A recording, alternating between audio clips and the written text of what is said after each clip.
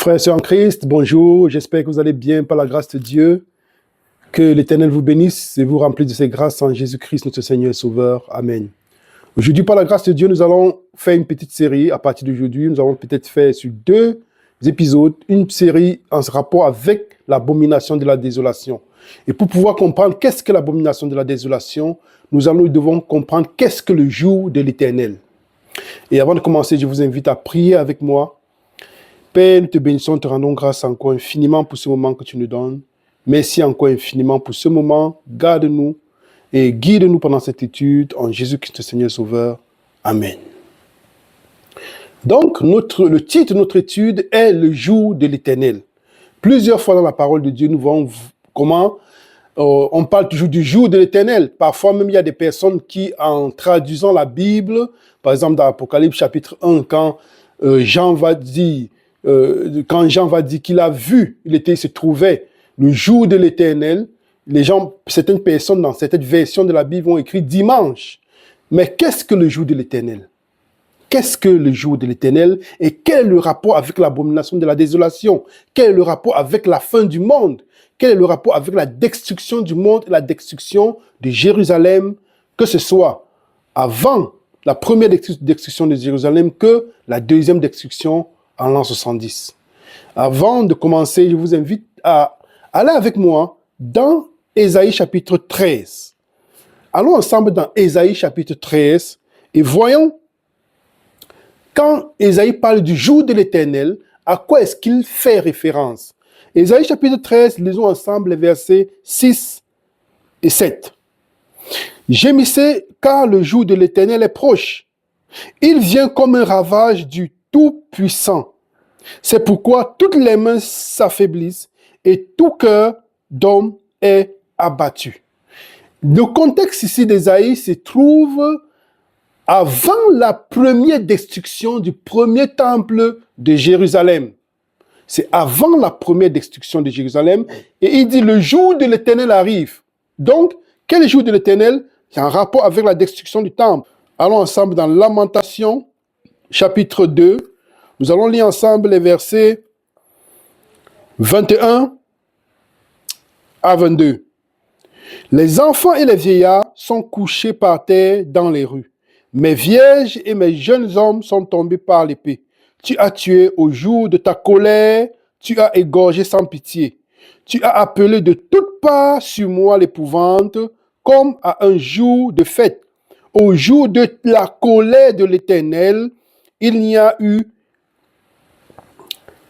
ni échappé, ni survivant. Ceux que j'avais soignés et élevés, mon ennemi les a consumés. Donc, il y a bien un rapport ici entre le jour de l'Éternel et le jour de la colère de l'Éternel.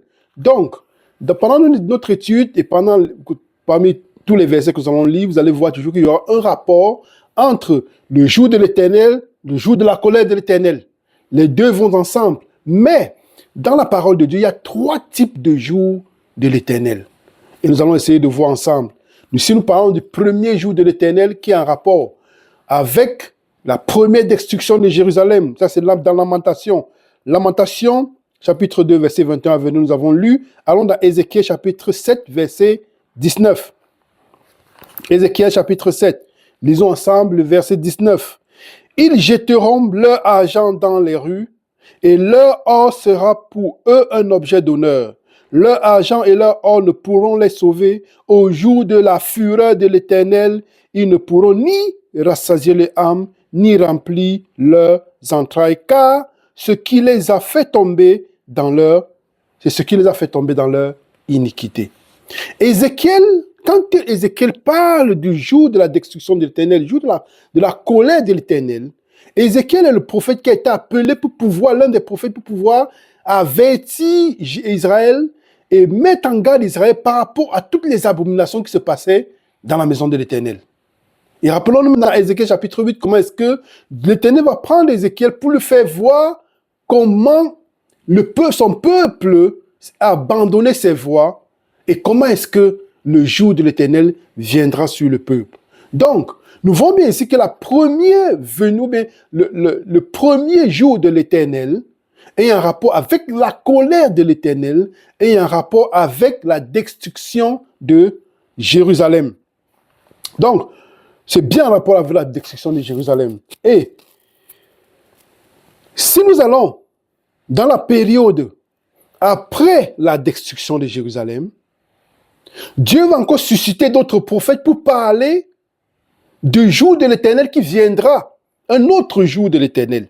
Donc, si nous allons ensemble dans Joël chapitre 1, allons ensemble dans Joël chapitre 1, lisons ensemble le verset 15. Joël chapitre 1. Allons dans Joël chapitre 1, lisons le verset 15, 14 et 15. Publiez un jeûne, une convocation solennelle, assemblez les vieillards, tous les habitants du pays, dans la maison de l'Éternel, votre Dieu, et criez à l'Éternel, ah, quel jour, car le jour de l'Éternel est proche, il vient comme un ravage du Tout-Puissant. Le jour de l'Éternel est proche, il vient comme un ravage tout-puissant. Donc Dieu va susciter d'autres prophètes pour annoncer un autre jour de l'Éternel qui vient. Donc, allons encore voir dans les versets, dans Joël chapitre 2 maintenant, allons au verset 2, 1 et 2. Sonnez de la trompette en Sion, faites-la retentir sur ma montagne sainte, que tous les habitants du pays tremblent, car le jour de l'Éternel vient, car il est proche, le jour de ténèbres et d'obscurité, jour de nuée et de brouillard. Ça, c'est l'autre jour de l'Éternel, donc l'Éternel, Joël est en train de parler de notre jour de l'Éternel.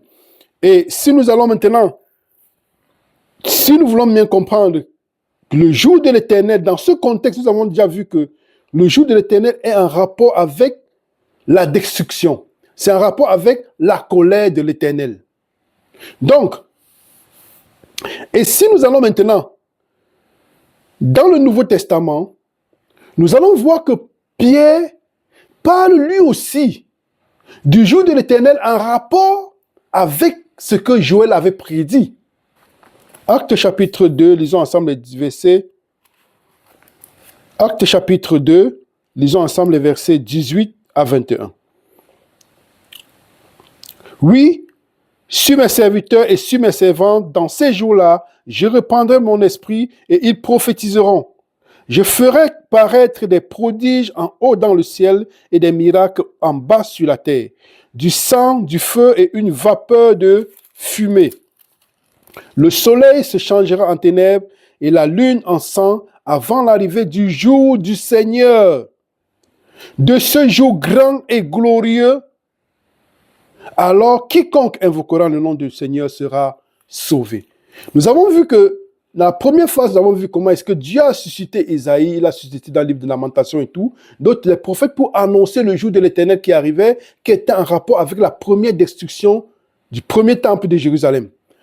Maintenant, pour la destruction du deuxième temple de Jérusalem en l'an 70, voici Pierre qui parle, il dit bien, avant que le jour de l'Éternel n'arrive, le jour de destruction.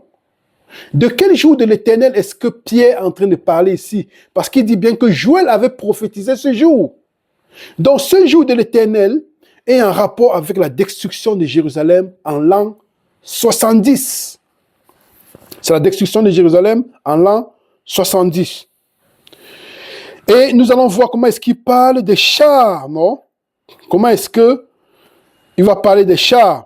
Dans Joël chapitre 2, si nous rentrons dans Joël chapitre 2, allons dans Joël chapitre 2, nous voyons comment est-ce que, de quoi est-ce que Pierre parle quand il dit que ce sont les jours que le prophète Joël avait prophétisé. Allons dans Joël chapitre 2. Joël chapitre 2, lisons ensemble les versets 3 et 5. Devant lui, il est un feu dévorant et derrière lui une flamme brûlante. Le pays était auparavant comme un jardin d'Éden et depuis c'est un désert affreux, rien ne lui échappe. À les voir, on dirait des chevaux et ils courent comme des cavaliers. À les entendre, on dirait un bruit de chars sur le sommet des montagnes où ils bondissent. On dirait un pétillement de la flamme du feu quand elle consume le chaume. C'est comme une armée puissante qui se prépare au combat. Donc nous voyons bien que Pierre est en train de parler des jours de l'Éternel. Et il dit bien ce jour de l'Éternel arrivera. Et nous savons bien ce qui est arrivé en l'an 70 avec la destruction du deuxième temple de Jérusalem. La question maintenant qu'on devrait se poser, est-ce qu'il y a un troisième jour de l'Éternel? Parce que nous avons dit qu'il y a 3 jours de l'Éternel dans la parole de Dieu. 3 jours de l'Éternel. Nous avons vu le premier jour de l'Éternel qui est en rapport avec la première destruction de Jérusalem. Dieu va susciter les prophètes pour annoncer ce jour de l'Éternel, la colère de l'Éternel. Deuxième chose, pour la deuxième destruction de Jérusalem et les murs de Jérusalem, le temple de Jérusalem, il va susciter d'autres prophètes. Et Pierre aussi dans Actes chapitre 2 va parler de ce jour de destruction, de colère de l'Éternel qui aura lieu en l'an 70. Maintenant, Dieu va susciter aussi d'autres prophètes pour annoncer la troisième destruction qui sera en rapport avec la destruction du monde. Nous allons aller ensemble dans 1 Thessaloniciens chapitre 5, verset 1 à 3. 1 Thessaloniciens chapitre 5, verset 1 à 3. Pour ce qui est des temps et des moments, vous n'avez pas besoin, frères, qu'on vous en écrive, car vous savez bien vous-même que le jour du Seigneur viendra comme un voleur dans la nuit. Quand les hommes diront paix et sécurité, alors une ruine soudaine les surprendra, comme les douleurs de l'enfantement surprennent la femme enceinte, et ils n'échapperont point. Mais vous, frères, vous n'êtes pas dans les ténèbres pour que ce jour vous surprenne comme un voleur. Nous voyons ici que dans 1 Thessaloniciens chapitre 5, il parle du jour de l'Éternel. Que ce jour ne nous surprenne comme un voleur. Mais là, il est en train de parler de la fin du monde. Il est en train de parler de la destruction du monde. Comme dit aussi, on va aussi aller dans 2 Pierre chapitre 3, versets 10 à 13. Allons dans 2 Pierre chapitre 3, versets 10 à 13. Le jour du Seigneur viendra comme un voleur. En ce jour, les cieux passeront avec fracas, les éléments embrasés se dissoudront et la terre avec les œuvres qu'elle renferme sera consumée. Puisque donc ces choses doivent se dissoudre, qu'elles ne doivent pas être la sainteté de votre conduite et votre piété, tandis que vous attendez et hâtez l'avènement du jour de Dieu, à cause duquel les cieux enflammés se dissoudront et les éléments embrasés se fondront. De quel jour de l'Éternel est-ce que Pierre parle dans 2 Pierre 3? Il est en train de parler de la destruction du monde. Quand il parle ici que les cieux seront enflammés, quand est-ce que les cieux seront enflammés? Quand est-ce que les cieux se passeront devant nous comme un parchemin?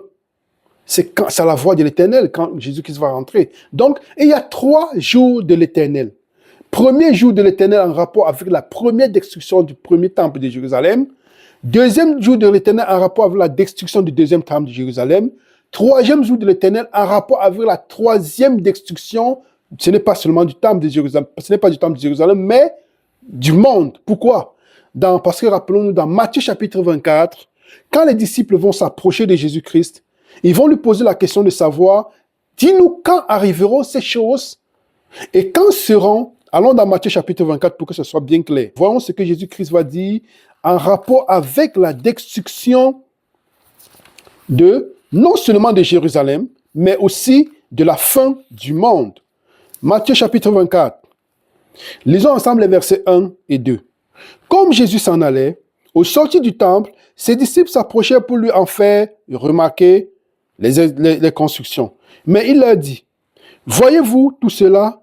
Je vous le dis en vérité, il ne restera pas ici pierre sur pierre qui ne soit renversé. » Il s'assit sur la montagne des Oliviers et les disciples vinrent en particulier lui faire cette question. « Dis-nous, quand cela arrivera-t-il et quel sera le signe de ton avènement et de la fin du monde? » Donc, les disciples disent, ils regardent les édifices du temple, ils admirent, mais Jésus-Christ dit, il ne restera pas pierre sur pierre. Et de pouvoir demander à Jésus-Christ, et eux, de demander à Jésus-Christ, mais dis-nous quand arriveront cette chose, quels seront les signes de ta venue et de la fin du monde? Donc, ça veut dire que quand Jésus-Christ donne les signes de sa venue, ce sont aussi les signes de la fin du monde. Et parmi ces signes, au verset 15, il va parler de l'abomination de la désolation. Quand vous verrez l'abomination de la désolation dans le lieu saint, ou là où elle ne doit pas être, fuyez. Parce que notre petite série est en rapport avec l'abomination de la désolation. Nous ne pourrons pas comprendre l'abomination de la désolation si nous ne comprenons pas qu'est-ce que le jour de l'Éternel. Et nous avons vu qu'il y a 3 jours de l'Éternel. Donc, Jésus-Christ ici, quand il parle des signes de sa venue et de la destruction du monde, il parle non seulement des signes de la destruction du monde, mais aussi de la destruction de Jérusalem en l'an 70. Donc, nous voyons bien qu'il y a 3 jours de l'Éternel. Et nous voyons qu'avant la venue de Fils de l'homme, il y a quelque chose qui se passe. Il y a le jour de l'Éternel qui a un rapport aussi avec la colère de l'Éternel, la colère de l'agneau. C'est ce que nous trouvons dans Apocalypse chapitre 6, verset 17. Et il disait aux montagnes, ce qu'il disait aux montagnes, les rois de la terre, les grands, les chefs, les militaires, les riches, les puissants, tous les esclaves et les hommes libres se cachaient dans les cavernes, verset 15, et dans les rochers des montagnes, verset 16, et il disait aux montagnes et aux rochers, tombez sur nous et cachez-nous devant la face de celui qui est assis sur le trône et devant la colère de l'agneau. Parce que c'est le jour de l'Éternel. Ça, c'est le 3e jour de l'Éternel. Maintenant, pourquoi cette colère de l'Éternel? Ça va nous aider à comprendre mieux, vraiment en profondeur, le thème de le sujet de l'abomination de la désolation dans laquelle nous allons entrer plus en profondeur la prochaine fois. Pourquoi la colère de l'Éternel? Est-ce que la première destruction de Jérusalem était en rapport avec quelque chose qui a causé la colère de l'Éternel? Est-ce qu'il y a dans la deuxième destruction de Jérusalem quelque chose qui avait causé la colère de l'Éternel?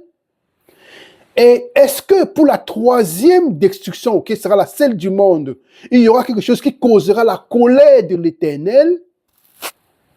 Ça, c'est une question à laquelle nous allons essayer d'apporter des éléments de réponse. Et pour ceci, nous allons d'abord aller dans Hébreux chapitre 3. Et dans Hébreux chapitre 3, Paul nous parle de la colère de l'Éternel. Et quand il nous parle de la colère de l'Éternel, il met en rapport la colère de l'Éternel et le jour de l'Éternel. Nous avons vu qu'il y a 3 types de jours de l'Éternel en rapport avec la destruction du monde. Mais il y a un autre type de jour de l'Éternel que nous allons voir ensemble dans Hébreux chapitre 3 et Hébreux chapitre 4. Allons ensemble dans Hébreux chapitre 3, lisons ensemble les versets 7 à 11. Nous sommes ici dans quel contexte? Le peuple d'Israël n'a pas pu entrer dans la terre promise. Et qu'est-ce que Dieu va dire? Allons voir ensemble ce que Paul écrit.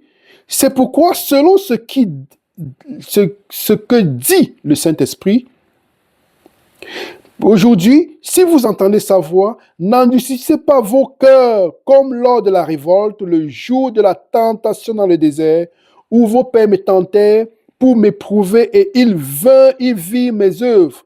Pendant 40 ans, aussi je fus irrité contre cette génération et je dis, ils ont toujours un cœur qui s'égare. Ils n'ont pas connu mes voies, je jurai dans ma colère. Nous sommes en train de nous poser la question de savoir pourquoi la colère de l'Éternel. Or, nous sommes l'Israël spirituel qui sont en train d'aller vers la Canaan céleste. Eux, ils allaient vers la Canaan terrestre et nous allons vers la Canaan céleste. Donc, Dieu a dit dans sa colère, ils n'entreront pas dans mon repos. Quel est ce repos?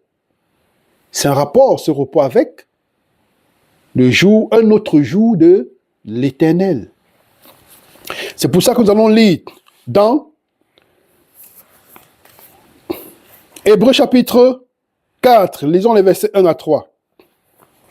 Craignons Dieu, tandis que la promesse d'entrer dans son repos subsiste encore, qu'aucun de vous ne paraisse être venu trop tard. car cette bonne nouvelle nous a été annoncée aussi bien qu'à eux. Mais la parole qui leur fut annoncée ne leur servit de rien parce qu'elle ne trouva pas de la foi chez ceux qui l'entendirent. Pour nous qui avons cru, nous entrons dans le repos, selon qu'il dit, je jurais dans ma colère, ils n'entreront pas dans mon repos. Il dit cela, quoique ses œuvres eussent été achevées depuis la création du monde. Regardons bien. Nous sommes en train de chercher pourquoi la colère de l'Éternel. La colère de l'Éternel, nous avons vu que la colère de l'Éternel a un rapport avec le jour de l'Éternel que nous avons vu, les premiers 3 jours de l'Éternel, qui sont en rapport avec la destruction du temple de Jérusalem et la destruction du monde. Et en ce qui concerne le peuple d'Israël littéral, dont leur histoire est aussi la nôtre, il dit, il a juré dans sa colère, ils n'entreront point dans son repos. Donc, nous comprenons que soit nous acceptons d'entrer dans le repos de l'Éternel, soit nous acceptons de subir la colère de l'Éternel. Je me répète, soit nous acceptons d'entrer dans le repos de l'Éternel, soit nous acceptons de subir la colère de l'Éternel. En d'autres termes, soit nous acceptons d'entrer et de suivre, d'accepter, de pouvoir suivre le jour de l'Éternel, être obéissant au jour de l'Éternel qui est le sabbat, soit nous acceptons de subir un autre jour de l'Éternel qui a un rapport avec la colère de l'Éternel, la destruction. Donc le chrétien a ce challenge à faire. Lequel est-ce qu'il va choisir? Parce qu'en verset, dans Hébreux chapitre 4, il dit bien, je jurai dans ma colère, ils n'entreront pas dans mon repos. Et au verset 3, il va dire, ils n'entreront pas dans mon repos. Il dit cela, quoique ses œuvres eussent été achevées depuis la création du monde. Donc, si ces œuvres ont été achevées depuis la création du monde, ça veut dire que les œuvres qui ont été achevées depuis la création du monde sont en rapport avec le repos de l'Éternel. Un autre type de repos de l'Éternel. Et ce repos de l'Éternel, il va bien le dire au verset 4, car il a parlé quelque part ainsi du 7e jour, et Dieu se reposa de toutes ses œuvres le 7e jour. Ça, c'est le jour de l'Éternel. Parce qu'il va dire, c'est mon jour, tu sanctifieras mon jour. Ça, c'est le jour de l'Éternel. Donc, le dilemme pour le challenge pour le chrétien, c'est quoi? C'est de pouvoir accepter ou obéir au jour de l'Éternel, être obéissant au jour de l'Éternel qui est le 7e jour, ou subir la colère de l'Éternel pendant le jour de l'Éternel. Donc, nous voyons bien le lien qu'il y a entre le jour de l'Éternel, la destruction, et le jour de l'Éternel qui est le repos. Qu'est-ce que nous allons choisir? Parce que dans Genèse chapitre 2, verset 1, qu'est-il écrit dans Genèse chapitre 2, verset 1? Ainsi fut achevé les cieux et la terre et toute leur armée. Dieu acheva au 7e jour son œuvre qu'il avait faite et il se reposa au 7e jour de toute son œuvre qu'il avait faite. Donc nous voyons bien que nous ne pourrons pas entrer dans le repos de l'Éternel, dans la Canaan céleste, de même que le peuple d'Israël dans le désert, si nous n'accepterons pas d'entrer dans son repos qui est le 7e jour que nous avons encore aujourd'hui, parce qu'il dit, aujourd'hui nous avons encore un sabbat, aujourd'hui, un jour de repos, aujourd'hui. Et ce jour, parce que s'il le dit aujourd'hui, ça veut dire, c'est selon ses commandements. Donc, qu'allons-nous choisir? Rejeter le jour de l'Éternel, qui est le sabbat, ou accepter de subir un autre jour de l'Éternel, qui est la colère de l'Éternel, qui est la destruction. Exode chapitre 20, versets 8 à 11, il est écrit, souviens-toi du jour du repos pour le sanctifier, tu feras en 6 jours. Tu travailleras 6 jours et tu feras tout ton ouvrage. Mais le 7e jour est le jour du repos de l'Éternel, ton Dieu. Tu ne feras aucun ouvrage, ni toi, ni ton fils, ni ta fille, ni ton serviteur, ni ta servante, ni ton bétail, ni l'étranger qui est dans tes portes. Car en 6 jours, l'Éternel a fait les cieux et la terre et tout ce qui est contenu, et il s'est reposé le septième jour. C'est pourquoi l'Éternel a béni le jour de repos et l'a sanctifié. Pourquoi est-ce qu'on se repose le septième jour? Car en 6 jours, l'Éternel a fait les cieux et la terre et tout ce qui s'y trouve. Donc, ça veut dire, l'un des motifs pour lesquels nous observons le septième jour, le repos de l'Éternel, c'est parce que Dieu a créé le ciel et la terre en 6 jours et il s'est reposé. Donc, le sabbat, le repos du sabbat nous ramène à la création. Ce n'est pas une question de juifs. Adam n'était pas juif. Ça nous ramène à la création. Un autre motif pour lequel nous observons le sabbat du septième jour, le commandement, comme il est écrit dans la parole, dans les 10 commandements, parce que les commandements n'ont pas été abolis, de même que le commandement tu ne tueras pas n'a pas été aboli, de même aussi le commandement le quatrième commandement sur le sabbat n'a pas été aboli. Allons dans Deutéronome chapitre 5, lisons ensemble les versets 12 à 15. Deutéronome chapitre 5, lisons ensemble les versets 12 à 15. Pourquoi est-ce qu'on observe le sabbat? Observe le jour du repos pour le sanctifier comme l'Éternel ton Dieu te l'a ordonné. Tu travailleras 6 jours et tu feras toute ton œuvre.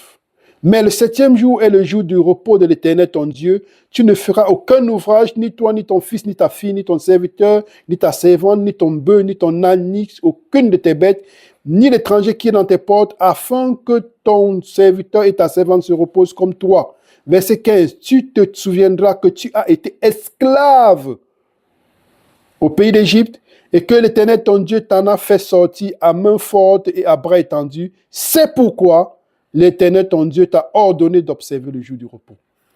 Donc, nous observons le sabbat. Pourquoi? Parce que Dieu a créé le ciel et la terre en 6 jours, dont nous suivons l'exemple d'Éternel. Et puis parce que nous avons été esclaves en Égypte. Nous avons été esclaves du monde du péché. Jésus-Christ nous a libérés par son sang. De même que le sang était sur les portes en Égypte, c'est pas aussi de cette façon-là que Jésus-Christ nous sauve par son sang. Et une raison pour laquelle nous devons observer le sabbat du quatrième commandement. Donc, voyons bien que si nous acceptons, nous avons un choix, ou accepter d'entrer dans le sabbat de l'Éternel, le quatrième commandement, ou accepter de subir la colère de l'Éternel. Dans le livre de Lévitique, pourquoi la colère de l'Éternel? Pourquoi cette colère de l'Éternel? Première, la deuxième, la troisième colère. Première destruction, deuxième destruction et troisième destruction. Dans le livre de Lévitique, Dieu va donner les bénédictions et les malédictions. Allons voir quelques bénédictions. Dans Lévitique chapitre 26, allons ensemble dans Lévitique chapitre 26, voyons quelques bénédictions de l'Éternel. Lévitique chapitre 26. Lisons ensemble les versets 1 à 4, les bénédictions. Vous ne vous ferez point d'idole, vous ne vous élèverez ni image taillée ni statue, et vous ne placerez dans votre pays aucune pierre ornée de figure pour vous prosterner devant elle, car je suis l'Éternel votre Dieu. Vous observerez mes sabbats et vous reverrez mon sanctuaire, je suis l'Éternel. Si vous suivez mes lois, si vous gardez mes commandements et les mettez en pratique, je vous enverrai des pluies en leur saison, la terre donnera ses produits et les arbres des champs donneront leurs fruits. Ça, c'est des bénédictions. On voit quelques malédictions. Verset 26, verset 33 à 34. 33 à 34. Je vous disperserai parmi les nations et je tirerai l'épée après vous. Votre pays sera dévasté et vos filles seront désertes. Alors le pays jouira de ses sabbats tout le temps qu'il sera dévasté et que vous serez dans le pays de vos ennemis.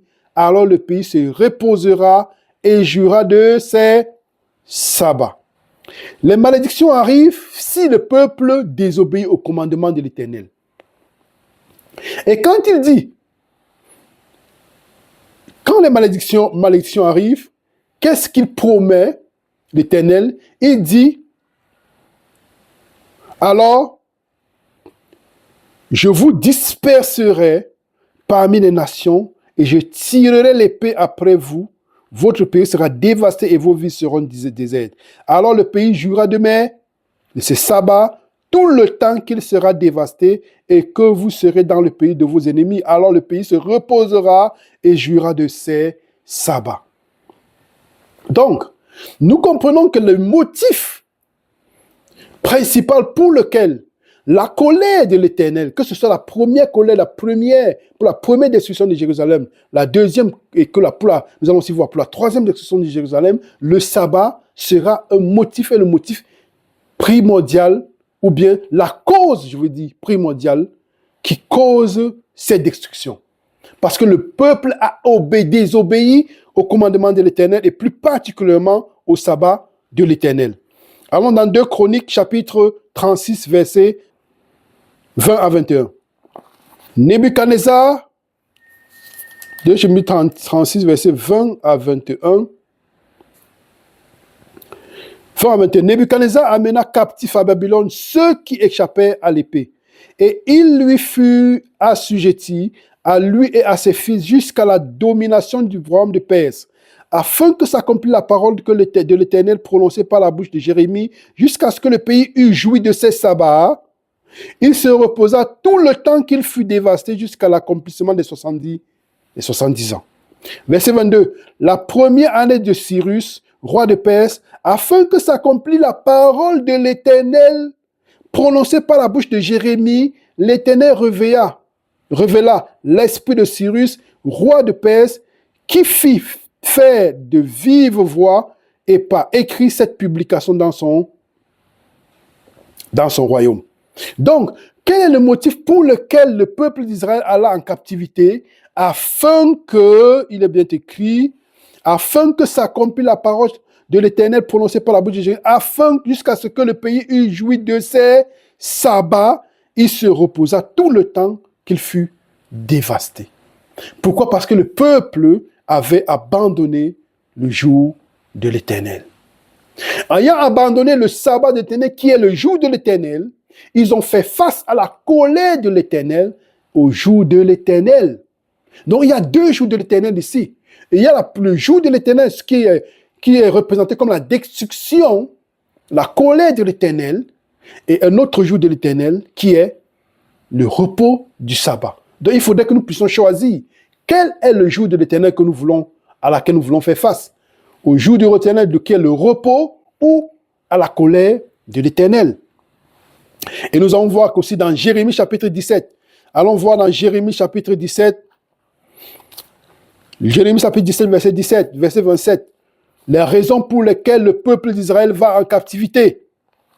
Mais si vous n'écoutez pas quand je vous ordonne de sanctifier le jour du sabbat, de ne porter aucun fardeau, de ne point en introduire par les portes de Jérusalem le jour du sabbat, alors j'allumerai un feu aux portes de la ville et il dévorera les palais de Jérusalem et ne s'éteindra point. De quel feu est-ce qu'il parle ici? Il parle ici de la conquête de Jérusalem, de la destruction des murs de Jérusalem par Nabuchodonosor, qui a été écrit dans le livre 2 Chroniques, 2 Chroniques chapitre 36, nous avons lu ensemble, qui avait été prédit par Jérémie. Donc, quand il parle de la destruction du feu, il parle ici bien de la destruction de Jérusalem. Il dit bien au verset 27, mais si vous n'écoutez pas, quand je vous ordonne de sanctifier le jour du sabbat, de ne porter aucun fardeau, de ne point introduire par les portes de Jérusalem le jour du sabbat, alors j'allumerai un feu aux portes de la ville, il dévorera le palais de Jérusalem et ne s'éteindra point. Donc, le motif principal pour lequel le peuple d'Israël va faire face au jour de l'Éternel, donc à la colère de l'Éternel, c'est parce que le peuple d'Israël a abandonné le sabbat de l'Éternel. Donc, c'est la raison pour laquelle ils vont subir la colère de l'Éternel. Et si nous allons encore dans Jérémie chapitre 6, verset 19. Jérémie chapitre 6, verset 19. Jérémie chapitre 6, verset 19, il est écrit « Écoutez, voici, je fais venir sur ce peuple le malheur, fruit de ses pensées, car ils n'ont point été attentifs à mes paroles, ils ont méprisé ma loi. Oui, qu'ai-je besoin de l'encens qui vient de Séba, du roseau aromatique d'un pays lointain? Vos holocaustes ne me plaisent point et vos sacrifices ne me sont point agréables. C'est pourquoi ainsi parle l'Éternel. Voici, je mettrai devant ce peuple des pierres d'achoppement contre lesquelles dans lesquelles se heurteront ensemble père et fils, voisins et amis, et ils périront. Donc, c'est la raison pour laquelle, parce qu'ils ont abandonné les lois de l'Éternel, et ils ont abandonné de façon particulière le sabbat de l'Éternel. Parce qu'il y a des personnes qui vont dire, ok, en citant Deutéronome chapitre 6, ils vont dire, bon, vous voyez, dans Deutéronome chapitre 6, Dieu dit bien que ma loi sera comme un fronteau entre vos yeux.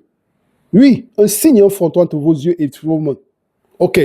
Donc, du coup, c'est la loi de Dieu, c'est toute la loi de Dieu qui représente le sceau de Dieu, non? Ok. Mais nous allons remarquer que dans la loi de Dieu, c'est tellement fort. Dieu, il ne cite pas seulement sa loi, mais il cite son sabbat. Ézéchiel chapitre 20. Allons ensemble à Ézéchiel chapitre 20, lisons ensemble les versets 10 à 13. Et je les fis sortir du pays d'Égypte et je les conduisis dans le désert. Je leur donnai mes lois et leur fis connaître mes ordonnances que l'homme doit mettre en pratique afin de vivre par elles. Je leur donnai aussi mes sabbats comme un signe entre moi et eux pour qu'ils connaissent que je suis l'Éternel qui les sanctifie. Comprenons bien que Dieu, nous voulons forcément dire que ok, c'est toute la loi de l'Éternel. Parce que dans Apocalypse chapitre 13, nous voyons comment est-ce que le dragon, comment est-ce que la bête va blasphémer le nom de l'Éternel. Nous voyons comment est-ce qu'elle va chercher l'adoration, elle va transgresser les 4 commandements, elle ne va pas transgresser seulement le 4e commandement, oui. Mais Dieu dit bien, il met quand même une distinction dans sa loi. Et c'est biblique. Il dit bien, je leur donnai mes lois et leur fis connaître mes ordonnances que l'homme doit mettre en pratique afin de vivre par elles. Verset 12. Je leur donnais aussi mes sabbats.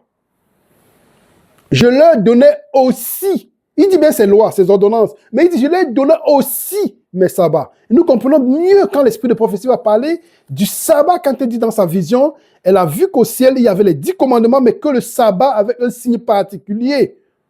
Ça reflétait une lumière particulière. Mais parce que les personnes ont peut-être un esprit de pouvoir créer la discorde ou bien de pouvoir créer je ne sais pas, chacun, c'est seul Dieu qui connaît les motivations de cœur. Mais là, bibliquement, c'est clair que Dieu dit qu'il donne ses lois, ses ordonnances, mais il donne aussi ses sabbats. Ça veut dire que les sabbats sont d'une importance capitale. Nous venons ici, verset 13. Et la maison de l'Éternel se révolta contre moi dans le désert. Il ne suivit point mes lois et il rejetait mes ordonnances que l'homme doit mettre en pratique afin de vivre par elles. Et il profanait à l'excès mes sabbats. J'eus la pensée de répandre sur eux ma fureur dans le désert pour les anéantir. Nous voyons bien ici que Dieu parle de ses sabbats. Et quand on parle des sabbats de l'Éternel, ce n'est pas seulement quand il parle de ces sabbats, il faut bien voir. Parce que dans Deutéronome chapitre 30, dans Exode chapitre 31, quand il parle de ces sabbats, après, il parle aussi, à partir du verset 14, de son sabbat. Quand il dit que c'est l'Éternel, afin qu'il sache que c'est moi l'Éternel qui le sanctifie, chaque fois que l'Éternel va parler des sabbats et qu'il parle de sanctification, c'est en rapport avec le 4e commandement. Je répète, quand l'Éternel parle dans sa parole des sabbats, parce qu'il y a des gens qui vont dire, non, quand Dieu parle des sabbats, ce n'est que en ce qui concerne les fêtes hébraïques, du coup les 7 fêtes. Donc la Pâque, la fête des pains sans levain, fête des prémices, fête des récoltes, fête de Pentecôte, fête des tabernacles, fête de Yom Kippour, des expiations. Non. Ce n'est pas qu'un rapport, il y a bien le contexte. Il faut qu'on rentre toujours dans le contexte. Le contexte est très important. Donc, si nous lisons la parole de Dieu et que nous nous rendons compte que, vous allez remarquer même que quand il parle des sabbats, qui sont, en faisant référence aux fêtes de l'Éternel, aux fêtes hébraïques, il ne dit pas que que le peuple doit savoir que ce n'est pas elle qui les sanctifie. Non. Allez vérifier, vous allez voir. Mais quand il parle des sabbats, même quand il dit des sabbats, et qu'il parle de sanctification, c'est bien en rapport avec le 4e commandement. Parce que le 4e commandement dit bien, vous travaillez 6 jours, mais le 7e jour, le jour de l'Éternel, vous ne ferez travailler ni votre bouc, ni votre servant, ni tous vos animaux et tout, afin que vous puissiez reconnaître que c'est moi l'Éternel qui vous sanctifie. Donc, cette sanctification a un rapport avec le 4e commandement. C'est très important. Donc, ça veut dire quoi? Quand dans Ézéchiel, il est en train de parler du sabbat, même s'il dit des sabbats, c'est un rapport avec le 4e commandement. Donc, nous voyons bien que le peuple d'Israël va aller en captivité, va subir la première destruction de Jérusalem. La deuxième, en rapport toujours avec le fait qu'ils aient abandonné le sabbat de l'Éternel. Parce qu'ils ont abandonné le sabbat de l'Éternel. Le jour du Seigneur, le jour de l'Éternel, la colère de l'Éternel sont la même chose. Mais maintenant, si le chrétien accepte d'entrer dans le repos de l'Éternel en observant le sabbat de l'Éternel du 4e commandement, alors il va être exempté, il va être protégé de la fureur de l'Éternel, du jour de l'Éternel et de la destruction. Quel est le choix que nous allons faire? Quel est le choix que nous allons faire? Alors nous allons aller ensemble dans Néhémie chapitre 13. Voyons ce que dit Néhémie. Allons ensemble dans Néhémie chapitre 13. Lisons ensemble Néhémie chapitre 13, lisons ensemble les versets 17 et 18. Néhémie chapitre 13, lisons ensemble les versets 17 et 18. Je fis des réprimandes aux grands de Juda. Et je leur dis, que signifie cette mauvaise action que vous faites en profanant le jour du sabbat? Ça veut dire, si nous sommes, le peuple d'Israël a allé en captivité à Babylone. Ils ont subi la colère de l'Éternel, le jour de l'Éternel. Néhémie se trouve après la destruction du premier temple de Jérusalem. Et il est en train de dire au peuple de ne pas subir, de ne pas commettre les mêmes erreurs qu'ils avaient commis la première fois avant d'être déportés à Babylone. Il va attirer leur attention sur ce qui avait causé leur déportation à Babylone. Et qu'est-ce qui avait causé leur déportation à Babylone et la destruction du premier temple? C'était l'abandon du sabbat. Et qu'est-ce qu'il va dire ici? Lisons les versets 17 à 18. Je fis des réprimandes aux grands de Juda et je leur dis, que signifie cette mauvaise action que vous faites en profanant le jour du sabbat? N'est-ce pas ainsi qu'ont agi vos pères?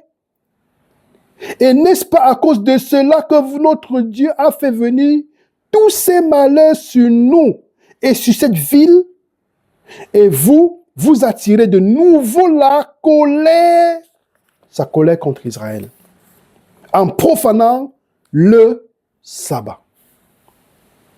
Donc, qu'est-ce qui avait causé la destruction du premier temple de Jérusalem? C'était l'abandon du sabbat. Et le jour, la venue du jour du Seigneur, la colère de l'Éternel. Maintenant, Néhémie a averti le peuple, les met en garde par rapport à la deuxième destruction de Jérusalem qui viendra aussi. Il dit, si vous commettez les mêmes erreurs, vous allez subir les mêmes conséquences. Et rappelons-nous maintenant que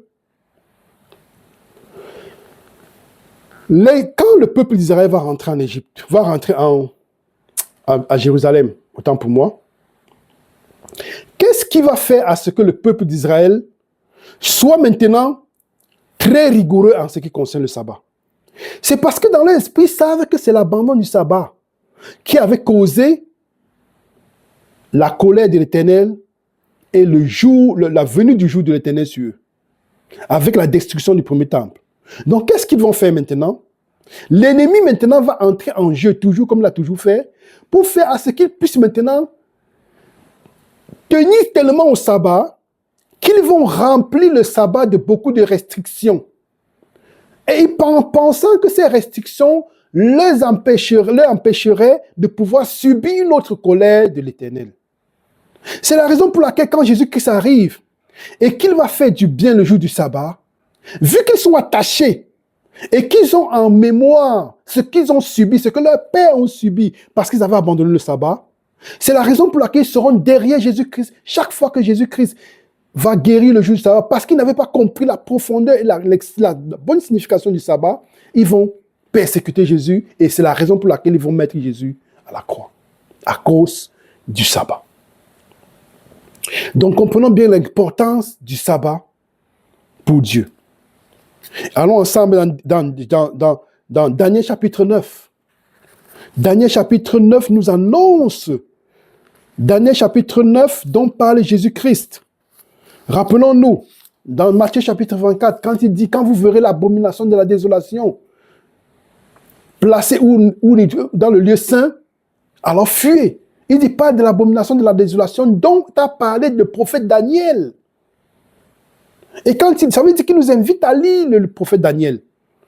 Et dans Daniel chapitre 9, allons ensemble dans Daniel chapitre 9, lisons ensemble les versets 25 et 26. Sache-le donc et comprends. Depuis le moment où la parole de l'Éternel, a annoncé que Jérusalem sera rebâtie jusqu'à loin, au conducteur, il y a 7 semaines. Dans 62 semaines, les places et les fossés seront rétablis, mais en des temps fâcheux. Après les 62 semaines, un oint sera retranché et il n'aura pas de successeur. Le peuple d'un chef qui viendra détruira la ville et le sanctuaire. Ça, c'est la destruction de Jérusalem en l'an 110. Et sa fin arrivera comme une inondation. Il est arrêté que les dévastations dureront jusqu'au terme de la guerre. Verset 27. Il fera une solide alliance avec plusieurs pour une semaine, et durant la moitié de la semaine, il fera cesser le sacrifice et l'offrande. Le dévastateur commettra les choses les plus abominables jusqu'à ce que la ruine et ce qui a été résolu fondent sur le dévastateur. Quelle est l'abomination, ces choses abominables? Quelle est l'abomination qui porte à la désolation? Parce que quand on parle de l'abomination de la désolation, en fait, c'est l'abomination qui portera à la désolation. Ça veut dire, c'est l'abomination qui portera à la venue de l'Éternel. C'est l'abomination qui portera à la colère de l'Éternel. Quelle est l'abomination qui avait porté à la première destruction de Jérusalem? L'abandon du sabbat. Alors Néhémie va maintenant dire à son peuple, ne vous rappelez-vous pas de ce que nos pères ont fait, de comment est-ce qu'ils ont abandonné le sabbat et que nous avons subi ce que nous avons subi? Pour quel motif? Parce qu'ils avaient abandonné le sabbat. Jérémie chapitre 17, verset 27, il dit bien, l'Éternel dit, si vous n'arrêtez pas de violer mon sabbat, de travailler pendant le sabbat pour paraphraser, alors j'allumerai un feu sur Jérusalem. Et ce feu, à quoi correspond? À la destruction de Jérusalem par Nebuchadnezzar. Et nous voyons bien que Jésus-Christ, dans Matthieu chapitre 24, va dire, quand vous verrez l'abomination de la désolation, l'abomination qui porte à la désolation, dont a parlé le prophète Daniel dans Daniel chapitre 9, alors, fuyez. Donc, nous voyons bien que le jour de l'Éternel, pourquoi ceux-ci subissent le jour de l'Éternel, la colère de l'Éternel? Parce qu'ils ont abandonné le sabbat de l'Éternel. Et nous allons voir que Jésus-Christ va être mis à la croix parce qu'il a gardé le bon sabbat. Selon eux, ils transgressaient le sabbat, mais quel est le sabbat que Jésus-Christ transgressait? Il y avait des lois rabbiniques et mosaïques. Les lois rabbiniques étaient un ensemble de lois dans lesquelles ils avaient mis toutes les lois, même les 10 commandements, la loi de Moïse, ils avaient tout mis. Ils avaient essayé de les classifier en différentes lois. Et nous voyons que la 90e loi, si vous allez voir les lois rabbiniques, vous allez remarquer que le jour de sabbat, il n'était pas permis de faire plus de 2000 pas. Les 2000 pas, est-ce ils font partie des lois de Moïse? Non. Est-ce que Dieu avait dit à Moïse ne pas faire de 2000 pas plus de 2000 pas pendant le jour du sabbat? Non. Pendant le jour du sabbat, tu n'étais pas obligé, tu ne pouvais rien faire le jour du sabbat. Il y a des personnes même aujourd'hui qui ne tirent même pas l'eau, la chasse. Ils n'allument même pas la lumière. Mais ça, ce n'est pas ce que Dieu a demandé. Jésus-Christ est venu pour faire voir comment observer le sabbat. Et qu'est-ce qui va causer la deuxième destruction de Jérusalem? En l'an 70, c'est parce que le peuple d'Israël va abandonner le vrai sabbat de l'Éternel. En tuant Jésus-Christ, ils ont fait ce qui est au-delà. Ils n'ont même pas seulement abandonné le sabbat, mais ils ont tué l'auteur même du sabbat. Marc chapitre 3, lisons ensemble les versets 1 à 4. Jésus entra de nouveau dans la synagogue. Il s'y trouvait un homme qui avait la main sèche. Ils observaient Jésus pour voir s'il le guérirait le jour du sabbat. C'était afin de pouvoir l'accuser. Et Jésus dit à l'homme qui avait la main sèche, « Lève-toi là au milieu. » Puis il leur dit, « Est-il permis le jour du sabbat de faire du bien ou de faire du mal, de sauver une personne ou de la tuer ?» Mais il regardait en silence, il gardait le silence. Alors, promenant ses regards sur eux avec indignation, et en même temps affligé de l'endurcissement de leur cœur, il dit à l'homme, « Étends ta main. » Il l'étendit et sa main fut guérie. Verset 6. Les pharisiens sortirent et aussitôt ils se consultèrent avec les Hérodiens sur les moyens de le faire périr. Quel est le motif pour lequel Jésus-Christ va aller à la croix? Parce que selon eux, il avait transgressé le sabbat. Question, frères et sœurs en Christ. En tuant Jésus-Christ et en méditant le mal pour le faire périr, parce qu'il a observé le sabbat comme Dieu veut, qu'est-ce que ce peuple est en train d'attirer sur eux? Il est en train d'attirer sur eux la colère de l'Éternel. Le deuxième jour de l'Éternel dont parle Pierre dans 2 Pierre chapitre 3, dont a parlé Pierre dans Actes chapitre 2. Quand il dit Joël a parlé de ce jour, il a dit au dernier jour, vos fils et vos filles prophétiseront. Quand il dit que le jour de l'Éternel viendra, Pierre en ce moment est en train de parler de la destruction de Jérusalem qui viendra en l'an 70. Et qu'est-ce qui cause la destruction de Jérusalem? C'est parce que le peuple abandonne le vrai sabbat de l'Éternel.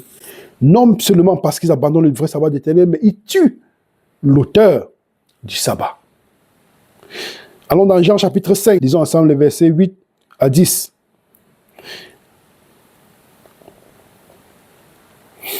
Lisons le verset 9 à 10. Aussitôt cet homme fut guéri, il prit son lit et marcha. C'était un jour de sabbat.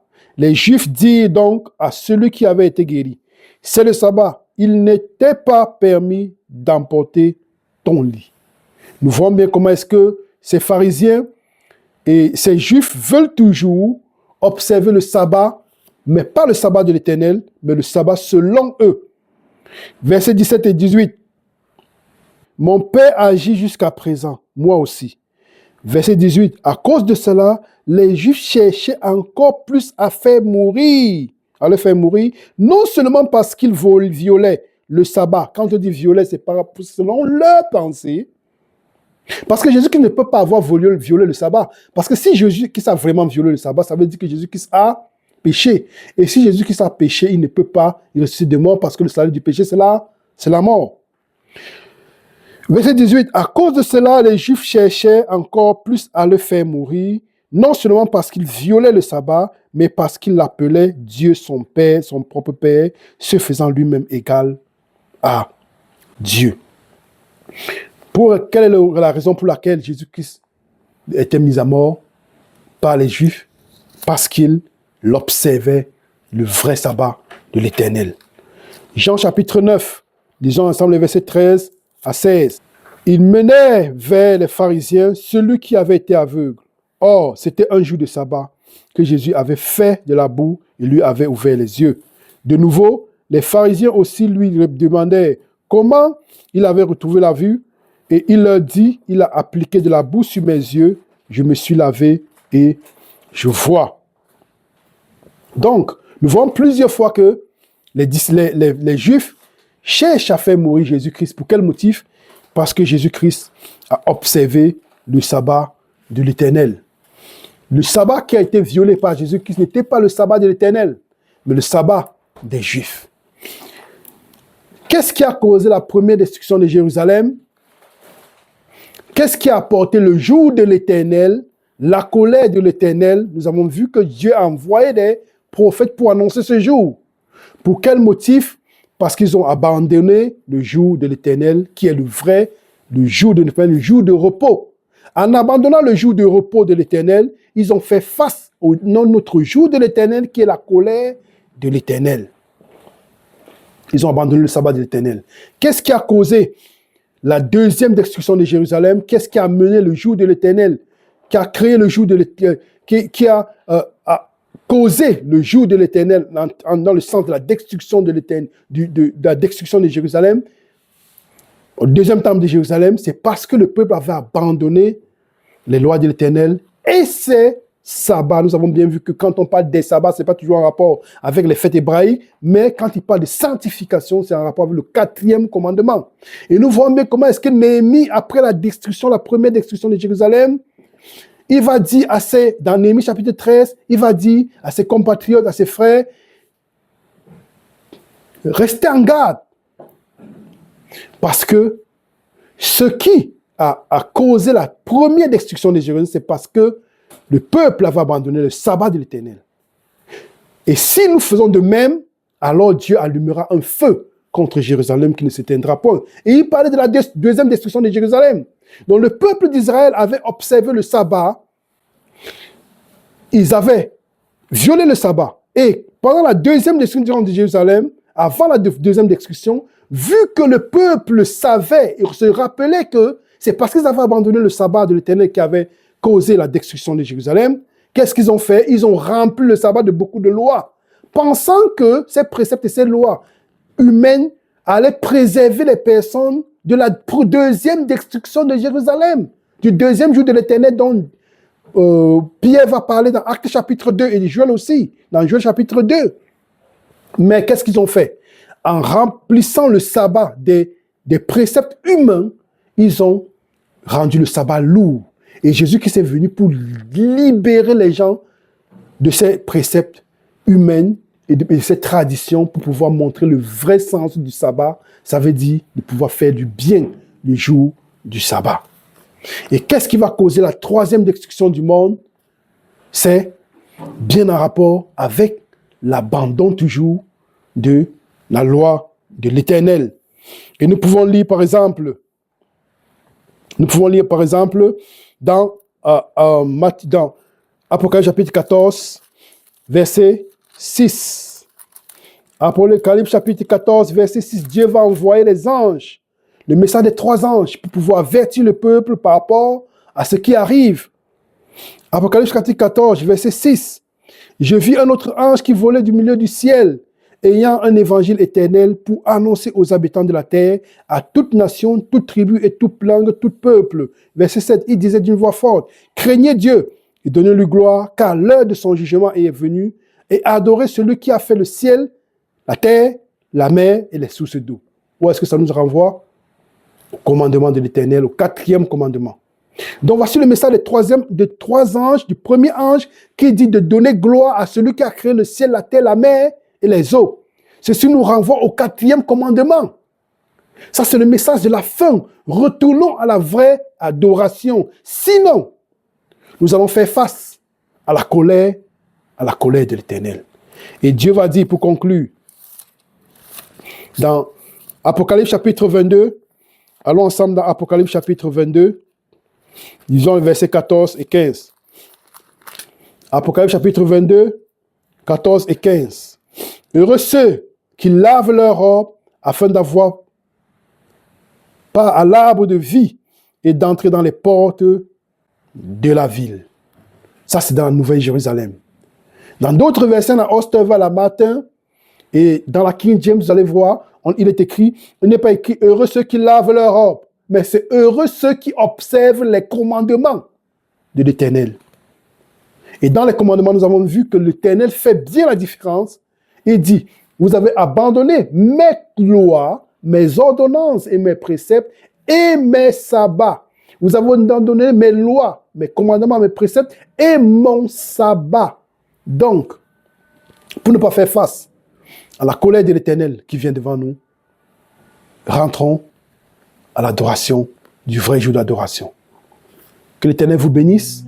Dans le prochain épisode, nous allons parler de, comme nous avons dit, de l'abomination de la désolation, comme Jésus-Christ dit dans Matthieu chapitre 24, verset 15. Car vous verrez l'abomination de la désolation. L'abomination qui porte à la désolation. L'abomination qui porte au jour de l'Éternel. L'abomination qui porte à la colère de l'Éternel dans le lieu saint. Alors, fuyez. Que l'Éternel vous bénisse et vous remplisse de ses grâces. En Jésus-Christ, notre Seigneur et Sauveur. Amen.